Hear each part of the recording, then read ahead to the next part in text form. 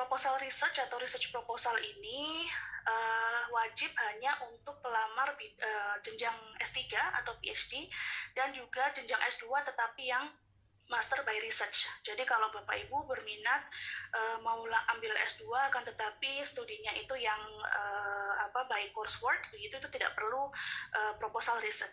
Dan proposal riset yang kami maksud itu bukan yang full ya Bapak Ibu. Jadi kalau untuk melamar beasiswa Australia Awards nanti di portal aplikasi di Oasis itu sudah ada pertanyaan yang terkait dengan research detailsnya tadi seperti yang ditayangkan dalam presentasi. Jadi ditanyakan title-nya misalnya, lalu metodologi, terus reference dan lain sebagainya, itu tinggal diisi saja dalam aplikasi. Apakah berikutnya mengenai IELTS, apakah IELTS masa berlakunya menjadi 3 tahun? Nah, tadi mungkin sudah disebutkan oleh Ibu Tuti ya, bahwa sertifikat bahasa Inggris yang diterima itu adalah yang masa berlakunya 2 tahun dihitung dari tanggal penutupan. Jadi tanggal penutupannya 30 April 2021, sehingga yang bisa kami terima adalah yang paling lama itu 30 April 2019. Untuk saat ini belum ada perubahan apakah diperpanjang menjadi 3 tahun. Tidak ada. Jadi informasi atau persyaratan yang saat ini berlaku adalah 2 tahun. Lalu ada yang bertanya mengenai tes TOEFL itu apakah maksudnya yang ITP atau harus yang IBT. Jadi memang untuk tes TOEFL ini ada beberapa macam ya. Ada yang ITP biasa yang biasanya kita ambil di tempat begitu, akan tapi sekarang sudah ada format online juga. Tapi ada juga yang internet based test IBT. Nah itu dua-duanya bisa diambil. Jadi asalkan itu sudah institusional, itu boleh diambil. Jadi untuk Bapak Ibu sekalian yang mau mendaftar dengan TOEFL atau dengan IELTS, itu silahkan dicek kembali apakah yang diselenggarakan itu memang benar-benar yang institusional dan bukan yang prediksi. Karena saat ini banyak juga tes bahasa Inggris, penyelenggara tes yang dia bilang IELTS tapi ternyata IELTS preparation atau IELTS like begitu, atau kalau TOEFL juga ada yang seperti itu, TOEFL prediction atau TOEFL like gitu. Jadi bukan itu yang kami minta, yang diminta adalah yang sudah resmi institusional. Nah itu tentang dokumen. Lalu berikutnya tentang bidang studi, masih banyak yang berkonsultasi kalau S1-nya seperti ini, apakah S2-nya boleh A atau boleh B begitu. Jadi kami informasikan kembali bahwa sebenarnya untuk pemilihan bidang studi itu sangat bergantung dari para pelamar begitu. Tadi Bu Tuti sudah memberikan informasi mengenai 3 pilar priority fields of study itu sebagai guidance saja, karena itu sifatnya sangat luas. Jadi Bapak Ibu silahkan mengisi atau memilih yang paling relevan dengan studi yang ingin diambil. Nah masalah linearnya, ada yang bertanya S1-nya A tetapi mau melanjutkan yang berbeda B karena pekerjaannya menyangkut yang B. Nah itu juga bisa. Jadi linear yang kami maksud itu bisa linear ke bidang studi sebelumnya, misalnya S1-nya, atau bisa linear atau relevan dengan pekerjaan yang saat ini tengah dilakukan atau merupakan expertise yang diharapkan pelamar untuk dimiliki sehingga bisa bekerja atau berkontribusi dengan baik di kantornya masing-masing. Nah itu juga diterima. Lalu ada yang bertanya mengenai harus belajar di mana kalau mau belajar tentang A, tentang B, tentang C. Nah itu semua Bapak Ibu harus research. Tadi di akhir slide Ibu Tuti sudah memberikan ada website namanya Kraikos. Jadi misalnya Bapak Ibu mau memilih inclusive education sebagai pilihan bidang studi, Bapak Ibu tinggal ke website Kraikos itu dan nanti tinggal memasukkan keywordnya ke dalam website Kraikos, nanti akan muncul pilihan bidang studi atau pilihan universitas yang menawarkan studi yang dimaksud. Cara lain juga banyak, nanti mungkin Mbak Widya bisa sharing ya bagaimana caranya dulu research tentang bidang studi yang mau diambil. Cara lain ya itu bisa ke websitenya universitas langsung, jadi banyak resource yang Bapak Ibu bisa pergunakan. Apakah program double degree boleh dilamar? Selama program double degree tersebut masih ditawarkan di Australia dua-duanya misalnya, dan merupakan satu program kesatuan program yang memang ditawarkan oleh universitas tersebut, maka boleh. Dan jangan lupa bahwa bidang durasi studi yang di-approve atau yang diakomodasi oleh Australia Awards adalah untuk master paling lama 2 tahun, dan yang untuk S3 adalah paling lama 4 tahun. Jadi kalau double degree-nya tadi misalnya ternyata 2,5 tahun, maka tidak bisa begitu. Jadi silahkan dicari yang memang benar-benar ditawarkan dua-duanya di Australia dan yang sudah ada programnya begitu ya, ada kerjasama antara universitas tersebut dan tidak lebih dari 2 tahun. Kalau master maka silahkan bisa dilamar. Lalu untuk mengenai persyaratan, ini beberapa ada yang posisinya double. Jadi pelamar-pelamar ini berstatus PNS, tapi juga memiliki KTP GFA atau KTP 7 provinsi yang tadi Bu Tuti sudah sebutkan. Nah, mana yang harus dipilih? Bapak Ibu sekalian, untuk pemilihan kategori pelamar itu yang melakukan adalah Australia Awards Indonesia. Begitu. Jadi nanti Bapak Ibu tinggal mengisi apa adanya saja. Kalau ditanya PNS, silahkan mencantumkan KTP yang dari GFA itu. Dari kami nanti apabila memang KTP-nya GFA, maka akan dimasukkan ke dalam kategori GFA. Baru nanti apabila PNS, maka kita masukkan ke GOI. Jadi kalau statusnya dibandingkan GFA dan GOI, maka yang diprioritaskan nanti adalah GFA, sehingga persyaratannya tadi misalnya tentang IPK atau bahasa Inggris itu nanti disesuaikan dengan yang GFA gitu. Lalu ada dua tadi yang kalau saya tidak salah ada 2 pertanyaan mengenai skor bahasa Inggris. Pada AAS tadi kan minimal TOEFL 525, sedangkan universitas pada umumnya mempersyaratkan IELTS biasanya 6 atau 6,5 begitu. Bagaimana mengatasi gap ini? Nah, ini pertanyaan yang bagus sekali karena persyaratan beasiswa memang sedikit lebih rendah daripada universitas, karena ya untuk memberikan kesempatan yang lebih banyak untuk teman-teman di Indonesia untuk melamar beasiswa. Untuk Bapak Ibu supaya nanti masuk ke persyaratan bahasa Inggris yang ditetapkan oleh universitas, maka Bapak Ibu wajib mengikuti pre-departure training.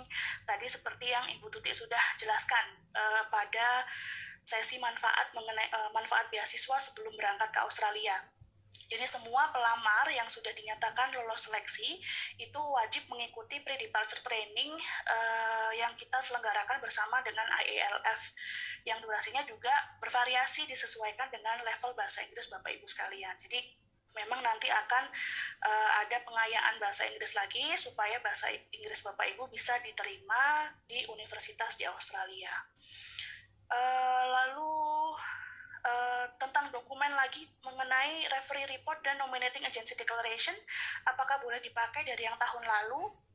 Boleh, jadi karena tidak ada expiry ya untuk dokumen tersebut, maka silahkan digunakan kembali, kecuali kalau memang ada perubahan situasi. Jadi misalnya pada referensi akademik misalnya ada perkembangan yang baru, atau nominating agency declaration-nya perlu diperbaharui misalnya karena Bapak Ibu sudah pindah ke instansi lain atau ke unit lain, maka silahkan diperbarui sesuai dengan kebutuhan. Nah, mungkin sebelum kita masuk ke presentasi dari Mbak Widya, tadi ada pertanyaan yang bagus sekali. Mungkin Mbak Tea kalau masih bergabung dengan kami bisa membantu menjawab calon awardee seperti apa yang diharapkan oleh Australia Awards, atau dalam hal ini dari Kedutaan Besar Australia yang bisa diterima gitu. Jadi terlepas dari persyaratannya yang sudah memenuhi, orang seperti apa atau individual seperti apa yang bisa diterima di program beasiswa Australia Awards ini. Silakan Mbak Tea. Baik, terima kasih Mbak Nindya. Bisa dengar ya Mbak? Bisa. Oke, baik. Tadi sebenarnya sudah disebutkan beberapa kali ya tujuan dari penyediaan beasiswa ini. Pada dasarnya adalah kita ingin meningkatkan bersama-sama dengan pemerintah Indonesia, meningkatkan kualitas sumber daya manusia. Jadi ketika teman-teman akan sekolah ke luar negeri mendapatkan pendidikan internasional di Australia, di mana pendidikan di Australia memang terkenal dengan kualitasnya yang baik, itu yang kita lihat adalah sebenarnya apa yang akan menjadi tujuan pembangunan yang akan dikontribusikan oleh teman-teman ketika nanti kembali ke Indonesia. Nah, itu bisa terlihat dari aplikasi Bapak Ibu begitu ya, di dalam essay Bapak Ibu bisa menjelaskan apa yang ingin dicari di sana, apa yang dicari di sana nanti akan dibawa kembali ke Indonesia, dan nanti itu akan berkontribusi kepada bidang pembangunan yang mana, seperti itu. Dari situ kita akan bisa melihat bahwa apa yang kita targetkan melalui beasiswa ini memang dapat sama-sama kita capai, begitu, baik dari pemerintah Australianya, dari pemerintah Indonesia, dan dari individu yang melamar di beasiswa ini. Jadi saya sudah melihat banyak pertanyaan mengenai kesesuaian antara bidang studi yang mau diambil dengan background pendidikan ataupun juga background profesional. Itu berarti sudah sangat baik untuk melihat sebenarnya ada fokus yang ingin ada fokus dan ada expertise yang ingin dicapai dari program beasiswa ini. Itu yang perlu dipertajam sebenarnya ya, bahwa memang baik boleh pendidikannya memang align atau memang professional background-nya memang align dengan apa yang akan diambil. Kemudian Bapak dan Ibu memang punya justifikasi yang sangat kuat bahwa ini adalah merupakan suatu kebutuhan bagi pembangunan Indonesia.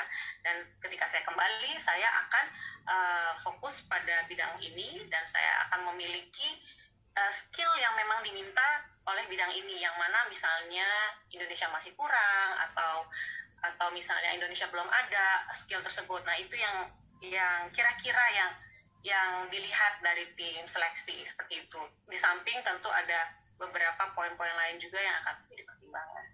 Mungkin begitu dulu ya, Mbak Nindya, dari saya. Baik, terima kasih Mbak Dea. Jadi silakan dicatat ya Bapak Ibu, kita tidak hanya mengisi aplikasi, hanya menjawab saja, tapi harus dipikirkan juga ke depannya nanti seperti apa, kontribusi yang akan dilakukan setelah kembali dari Australia seperti apa. Masalah total tes bahasa Inggris, karena ada beberapa tahapan. Memang betul Bapak Ibu sekalian, ada beberapa tahapan mengenai tes bahasa Inggris ini. Kenapa berkali-kali? Karena masing-masing tes itu nanti tujuannya berbeda. Yang pertama Bapak Ibu harus persiapkan adalah tes bahasa Inggris sertifikatnya untuk melamar beasiswa. Jadi saat melamar beasiswa itu sudah langsung wajib untuk melampirkan tes bahasa Inggris. Tadi yang sudah dijelaskan oleh Ibu Tuti, ada 3 macam tes beasiswa yang bisa digunakan, TOEFL, IELTS, atau Pearson Test begitu. Nah, itu merupakan syarat wajib beasiswa. Jadi tujuannya memang untuk tahapan pemberkasan begitu. Lalu yang kedua adalah apabila Bapak Ibu sudah lolos tahap pertama, maka tes seleksi yang kedua, tadi sudah dijelaskan juga tahapnya oleh Mbak Widya, dilakukan setelah seleksi pertama, yaitu seleksi kedua, dan dilakukan bersamaan dengan tes wawancara. Tetapi untuk tahapan tersebut, jenis tes yang akan diberikan oleh tim Australia Awards adalah IELTS begitu. Jadi kalau di awal tadi masih bisa TOEFL, bisa IELTS, bisa Pearson, untuk di tahapan seleksi kedua itu nanti itu semua akan diseragamkan, yaitu tes IELTS. Nah, itu tidak berhenti di situ saja Bapak Ibu. Jadi nanti ketika sudah lolos seleksi final begitu, tadi kan Mbak Widya sempat cerita mengenai pre-departure training. Pada beberapa grup PDT itu ada yang lebih lama, ada yang 3 bulan, ada yang 6 bulan. Itu di akhir dari training itu akan ada tes bahasa Inggris lagi. Fungsinya untuk apa? Sertifikatnya itu nanti yang akan digunakan Bapak Ibu untuk melamar ke universitas di Australia. Jadi masing-masing tahap itu bukan untuk mempersulit Bapak Ibu sekalian ya supaya keder begitu melamar beasiswa, tetapi malah itu mempersiapkan Bapak Ibu dengan lebih baik lagi supaya nanti saat di Australia itu Bapak Ibu tidak mengalami shock dalam hal bahasa begitu. Jadi ada banyak tahapan, nanti silahkan satu-satu saja dulu yang difokuskan. Untuk saat ini Bapak Ibu silahkan fokus ke tes bahasa Inggris yang untuk melamar. Lalu yang kedua berkaitan dengan tes bahasa Inggris juga, tahun lalu ada tes yang diselenggarakan oleh IALF, namanya IALF AAI Placement Test, karena di waktu itu karena saat pandemi jadi IALF tidak bisa mengadakan tes IELTS. Nah, apakah sertifikat itu bisa digunakan untuk melamar tahun ini? Jawabannya bisa. Jadi silakan kalau Bapak Ibu tahun lalu ada yang ikut placement test dari IALF untuk melamar AAI, itu boleh digunakan untuk melamar di tahun ini. Lalu tadi Mbak Widya sempat menyinggung masalah Crycos, tapi ada yang bilang ketika menggunakan Crycos yang dicari rural growth gitu. tapi tidak muncul kalimatnya.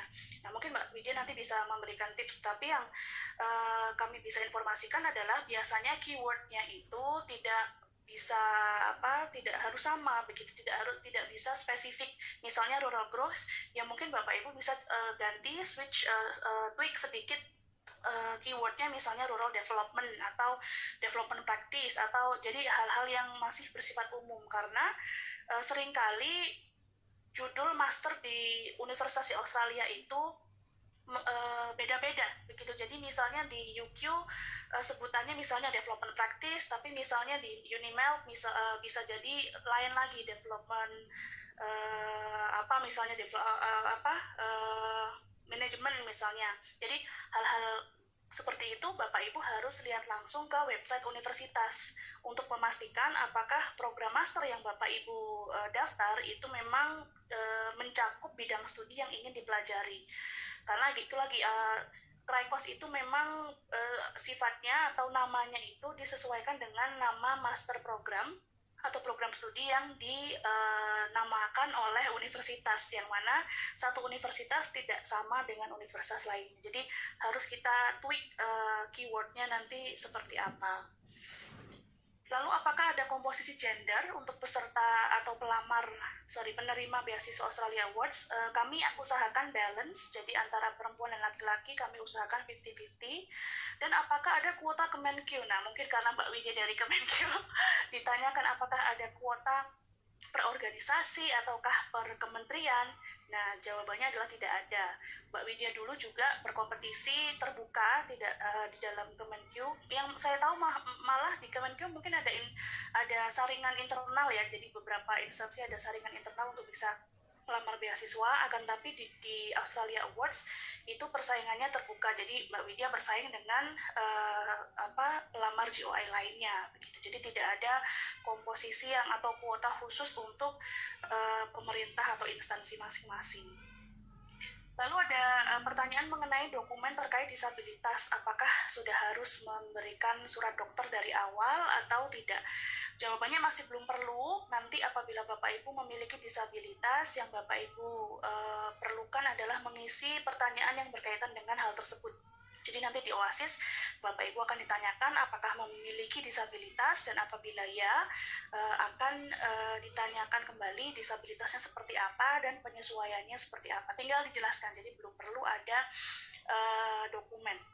Nah, berkaitan dengan disabilitas atau kesehatan, ini ada yang bertanya tadi, bagus sekali pertanyaannya, karena salah satu persyaratan berangkat ke Australia nanti itu adalah visa, dan dalam visa itu harus ada tes kesehatan. Apakah selama ini ada yang mengalami kesulitan mendapatkan visa tersebut atau dalam mengikuti tes kesehatan? Nah, ini mumpung ada kawan kami dari Australia Awards yang memang in charge di situ, Pak Ponco, jadi saya persilahkan Mas Ponco untuk menjelaskan. Ya, biasanya kalau untuk urusan visa terkait dengan medical itu yang membuat gagal adalah jika ada penundaan keberangkatan karena perihal medical problem. Jadi biasanya penundaan itu hanya bisa dilakukan satu kali. Contohnya si A ketika melakukan medical problem karena visa dan ada indikasi TBC dan harus treatment 6 bulan, maka yaitu penundaannya masih bisa dilakukan satu kali. Tapi jika sudah melakukan treatment dan masih belum clear masalah kesehatannya, nah ini karena ada penundaan yang kedua kali, mungkin ini harus dikoordinasikan dengan pihak kedutaan. Apakah penundaan yang kedua di ACC atau bahkan malah gagal untuk berangkat, seperti itu. Baik, terima kasih Mas Ponco. Tapi tenang saja Bapak Ibu sekalian, untuk tahapan tersebut nanti dari Australia Awards akan mendampingi Bapak Ibu. Jadi apapun nanti yang jadi permasalahan atau tantangan, nanti ada Mas Ponco siap membantu. Itu terkait visa atau tes kesehatan. Lalu ada beberapa pertanyaan yang mungkin saya bisa minta bantuan Mbak Widya atau Pak Bagus mengenai lagi-lagi perizinan untuk PNS begitu. Ada beberapa pertanyaan yang terkait hal itu. Yang pertama, apabila CPNS apakah diperbolehkan Lalu apabila masa bekerjanya belum 2 tahun juga apakah diperbolehkan? Lalu ada lagi, apakah surat izinnya itu harus dari eselon 2? Ya itu saja dulu. Silakan, mungkin Pak Bagus dulu, apakah masih bergabung? Ya, masih, Lindia. Silakan Pak. Baik, terima kasih pertanyaannya. Pertanyaan yang bisa dibilang sering sekali keluar ya, India ya. Jadi pertama, apakah CPNS boleh mendaftar? Itu biasanya tergantung dari peraturan di kementeriannya masing-masing. Namun demikian, secara umum CPNS tidak diperbolehkan untuk berangkat, maksudnya gitu. Jadi boleh daftarnya pas CPNS, tetapi berangkatnya harus sudah dalam status PNS begitu. Kalau di negara nanti cek sendiri masing-masing di lembaganya, pasti sudah punya peraturan masing-masing, dan biasanya rata-rata itu minimal sudah 2 tahun menjadi PNS atau sudah 3 tahun sejak CPNS gitu. Sepertinya biasanya seperti begitu. Cuman memang kembali lagi ke peraturan masing-masing di kementerian atau lembaganya. Terus kemudian tadi apa ya tadi Mbak? Apakah harus dari eselon 2 Pak biasanya kalau untuk izinnya? Baik. Sebaiknya ya benar harus dari minimal eselon 2 atau pejabat yang memberikan izin untuk tugas belajar, seperti misalnya oleh pusdiklatnya, kepala pusdiklatnya misalnya, atau kepala kepala bironya atau kepala biro SDM-nya begitu. Itu cek di kementerian atau lembaga masing-masing. Baik. Kira-kira demikian. Ya, terima kasih ya Pak Bagus. Mbak Widya mau menambahkan, mungkin sekalian ada yang bertanya ke Mbak Widya tadi menyebutkan nama untuk tips CV. Apakah harus dicantumkan semuanya atau adakah hal-hal yang tidak perlu dicantumkan saat Mbak Widya dulu melamar? Baik, terima kasih atas pertanyaannya. Kalau tadi dari Pak Bagus saya rasa udah lengkap ya Mbak. Kalau dari masing-masing kayaknya memang masing-masing institusi punya prosedur yang berbeda-beda. Saya nggak punya bandingannya. Kalau di Kemenkeu pun setiap unit eselon 1 biasanya beda-beda prosedurnya. Ada yang tadi kata Mbak Nindya harus ada seleksi internal dulu, ada yang enggak. Kebetulan informasi juga dari unit internal, dari HRD-nya, dekat-dekat sama HRD-nya karena biasanya informasi dari HRD. Gitu. Kalau dari CV, apa yang harus dicantumkan untuk melamar beasiswa sebetulnya sama sih dengan ketika kita melamar pekerjaan ya Bapak Ibu. Jadi kalau bisa cari yang pengalaman yang paling recent, pengalaman yang paling saat ini. Jadi kalau pengalaman yang jauh-jauh itu tidak perlu jauh-jauh tahunnya itu tidak perlu dimasukkan. Pengalaman yang saat ini mungkin saya kurang tahu juga apakah ini akan berdampak signifikan, tapi mungkin karena ini kita mau lanjut sekolah lagi, akan lebih baik kalau punya publikasi. Mungkin yang PhD kayaknya perlu mungkin ya Mbak, kurang tahu sih. Yang PhD mungkin perlu publikasi atau mungkin karya yang Bapak Ibu pernah ciptakan itu dipaparkan juga aja. Atau misalnya karena kita PNS, kita kerja seperti saya di manajemen karir, mungkin pernah melakukan apa gitu. Kalau saya dulu membantu bikin pedoman konseling, membantu bikin pedoman coaching. Nah itu bisa diceritakan juga di CV. Dari sedikit saja, tidak perlu banyak-banyak. Yang penting mengcover kegiatan dan karya yang sudah Bapak Ibu lakukan dalam karir selama ini apa. Jadi kalau bisa disimpulkan, apapun yang bisa mendukung Bapak Ibu untuk melamar studi seterusnya begitu ya, untuk melanjutkan studi, silahkan dicantumkan. Baik, terima kasih Mbak Widya. Pertanyaan berikutnya, apakah bisa mendapatkan info apabila pelamar gagal di aplikasi itu, apakah bisa diberikan informasi kenapa gagalnya di mana? Kalau untuk tahap pertama sejujurnya tidak bisa Bapak Ibu, karena mungkin Bapak Ibu sudah tahu bahwa pelamar beasiswa Australia Awards setiap tahunnya sangat banyak. Tahun lalu ada sekitar 6.000 begitu. Jadi kalau satu-satu kami berikan feedback itu jujur kami tidak ada resource-nya. Jadi Bapak Ibu silahkan persilakan untuk melamar kembali karena tiap tahun juga tingkat kompetisinya juga berbeda-beda. Jadi ini bukan perkara apakah tidak hanya mengenai lengkap dokumen atau tidak, tetapi juga mengenai tingkat kompetisi di tahun tersebut. Jadi bisa dibayangkan misalnya kemarin tahun lalu memang kompetisinya sangat-sangat ketat karena ternyata jumlah beasiswa yang ditawarkan saat tahun lalu adalah 50 beasiswa karena saat itu ada pandemi, jadi kuotanya turun begitu ya, jadi hanya 50. Bisa dibayangkan ada 6.000 yang melamar dan hanya 50 yang diterima. Jadi tingkat kompetisinya sangat-sangat tinggi. Jadi walaupun Bapak Ibu dokumennya sudah lengkap, terus syarat-syaratnya semuanya sudah dipenuhi, itu tidak bisa kami berikan langsung bisa masuk ke tahapan berikutnya karena itu tadi kompetisinya sangat-sangat tinggi begitu. Nah, ini ada beberapa pertanyaan seringkali ditanyakan. Mungkin saya akan minta bantuan Mbak Tea, masih bergabung dengan kami, mengenai border Australia dan juga apakah ada rencana ataupun pendekatan yang nantinya akan dilakukan Kedutaan Besar Australia untuk mengirimkan student ke sana gitu, karena pasti akan ada ada hal-hal mengenai vaksin misalnya yang diperhitungkan. Apakah sudah ada bocoran atau setidaknya ada rencana dari Kedutaan Australia mengenai hal ini, Mbak Tea? Ya, kalau informasi jelas bagaimana plan kedepannya, memang kita belum ada sejauh ini ya. Seperti kita tahu, vaksin juga baik di Indonesia dan di Australia juga baru berjalan ya. Dan kita masih akan melihat sejauh mana efektivitas vaksin ini juga. Kalau dilihat per hari ini, border itu masih ditutup. Jadi memang belum bisa masuk dan belum bisa keluar. Di dalam rencana kasar kita melihat nanti di semester pertama atau di semester kedua di tahun 2022 untuk mobilisasi seperti itu.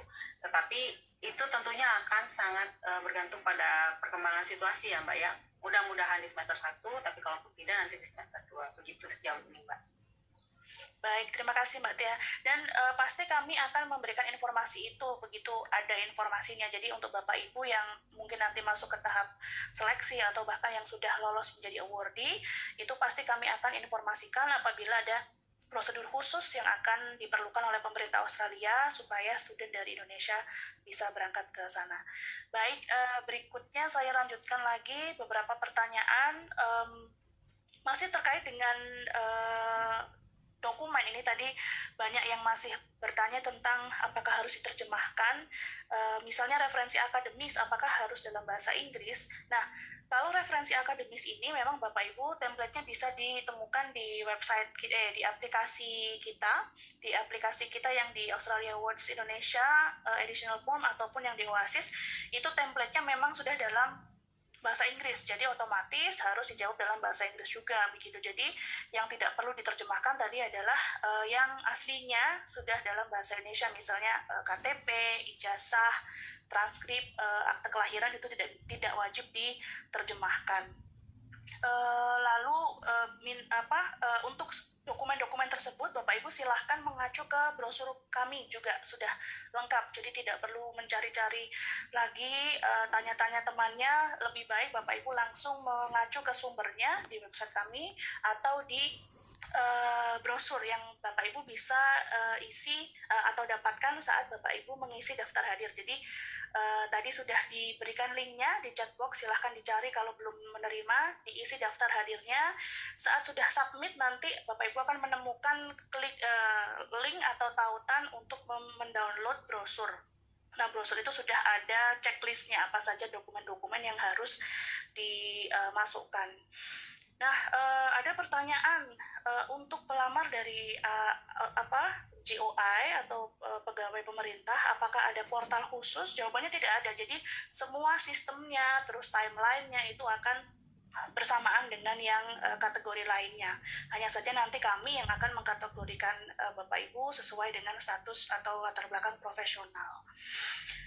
Lalu untuk GOI atau pelamar dari ASN ini apakah boleh second master begitu? Terus mungkin ini kalau dari Australia Awards itu kami tidak ada larangan untuk second master.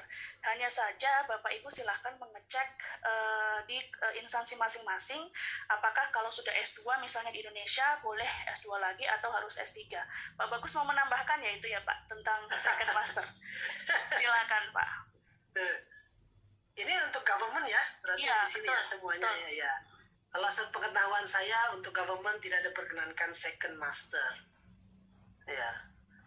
Jadi kalau sudah punya master dan mendaftar sebagai PNS sudah bergelar master, maka harus berangkat dengan S3.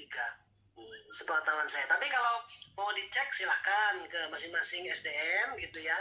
Sepengetahuan saya tidak diperkenankan. Gitu.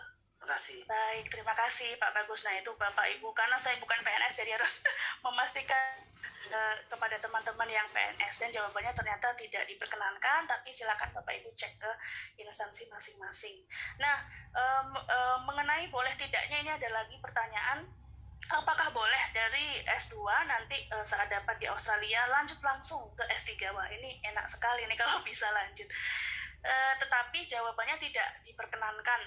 Jadi Bapak Ibu, karena tadi seperti yang sudah diinformasikan oleh Mbak Tea, oleh Ibu Tuti, bahwa ini beasiswa untuk pembangunan di Indonesia, maka Bapak Ibu yang sudah studinya selesai, misalnya S2, itu harus wajib kembali ke Indonesia untuk mengaplikasikan ilmu pengetahuannya di instansi masing-masing, lalu mengaplikasikan apa yang tadi menjadi tujuan kontribusi Bapak Ibu belajar.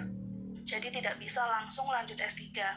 Boleh melamar lagi nanti setelah pulang ke Indonesia, melamar S3 lagi, tetapi harus mengikuti persyaratan 2 kali masa studi. Jadi Bapak Ibu kalau misalnya sudah master, misalnya Mbak Widya sudah master di UQ 2 tahun misalnya, boleh melamar lagi nanti setelah 4 tahun, karena 2 kali 2 tahun di saat studi master. Jadi setelah 4 tahun bisa melamar lagi ke beasiswa Australia Awards. Lalu berikutnya ada pertanyaan mengenai GFA, mungkin ada yang telat bergabung. GFA itu mana saja, karena persyaratannya juga agak sedikit berbeda tadi. Saya ulangi lagi bahwa GFA itu ada 7 provinsi, yaitu Aceh, NTT, NTB, Maluku, Maluku Utara, Papua, dan Papua Barat. Gitu.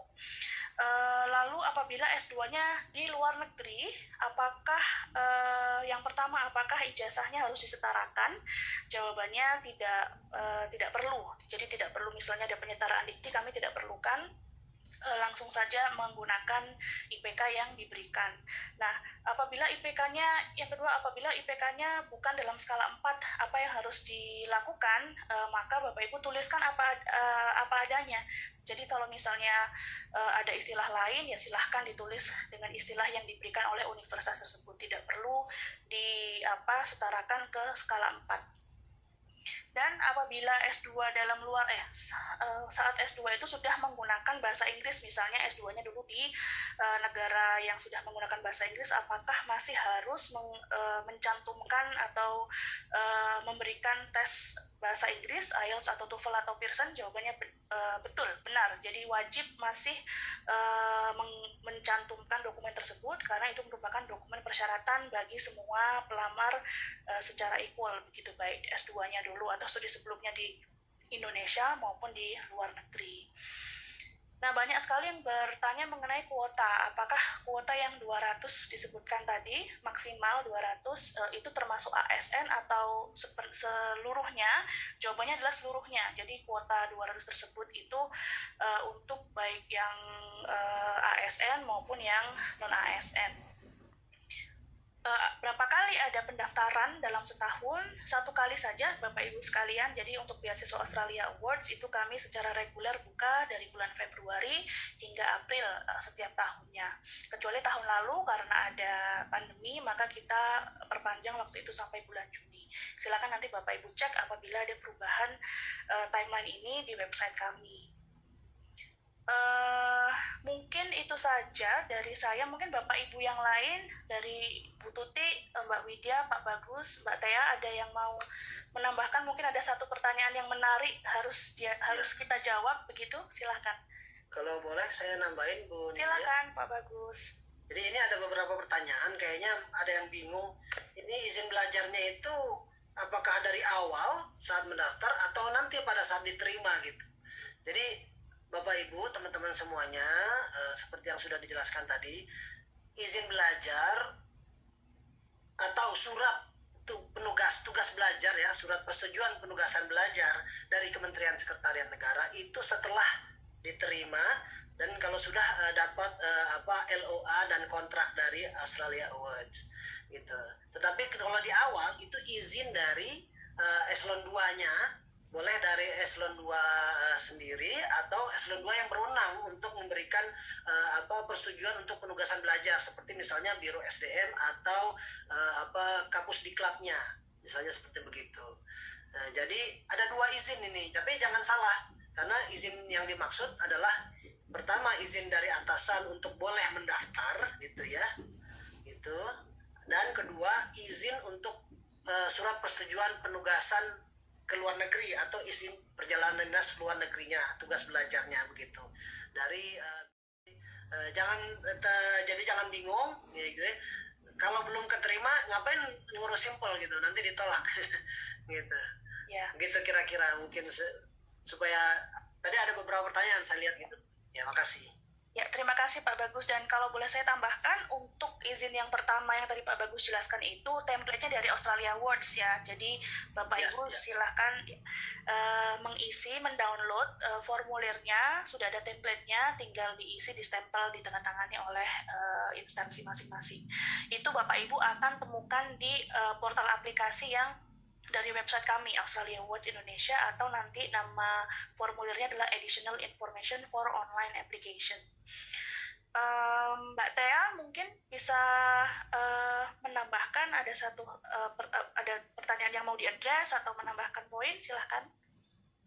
Boleh Mbak, ada satu tambahan terkait dengan pilihan bidang studi ya. Tadi kan sudah dijelaskan sama Bu Tuti, sebenarnya pilihan studinya itu pilihannya luas sekali begitu. Tapi kalau misalnya ini lebih strategis dan memang Bapak Ibu berada pada posisi yang memang akan melakukan upaya-upaya tersebut terkait dengan COVID, itu bisa mengunduh atau mencari informasi namanya kebijakan dari partnership Australia itu adalah Partnership for Recovery. Jadi COVID-19 Development Response. Itu bisa dilihat di sana sebenarnya untuk kerjasama Australia Indonesia dalam 2-3 tahun ke depan setelah masa pandemi COVID-19 ini lebih fokus kemana. Nanti di sana juga teman-teman bisa melihat untuk bidang studi yang nanti akan secara langsung berkontribusi pada upaya-upaya pemulihan ataupun penanggulangan emergency pandemi itu seperti apa. Bisa dilihat di sana untuk tambahan aja. Itu aja Mbak Nindya, makasih. Baik, terima kasih Mbak Tea. Jadi silakan Bapak Ibu kalau yang masih bingung misalnya bagaimana cara mengaitkan studi Bapak Ibu dengan dengan prioritas pemerintah Australia, silahkan mengacu ke dokumen tersebut. Mbak Tuti ada yang mau ditambahkan atau address pertanyaan penting yang perlu dijawab? Mbak Nindya, tadi ada pertanyaan ke saya langsung di teks, boleh saya jawab ya? Silakan Pak, silakan. Ya, jadi ada pertanyaan itu untuk coursework apakah boleh ngambil PhD gitu. Nah ini pertanyaan yang cukup banyak juga sebenarnya dan boleh saya jawab bahwa bisa daftar, namun demikian dengan ada perbedaannya nih. Kalau misalnya yang master by coursework sama master by thesis itu biasanya master by thesis itu bisa lebih mudah mendapatkan referensi dari bahan karena dosen yang lalu belum tentu bersedia atau mau memberikan referensi.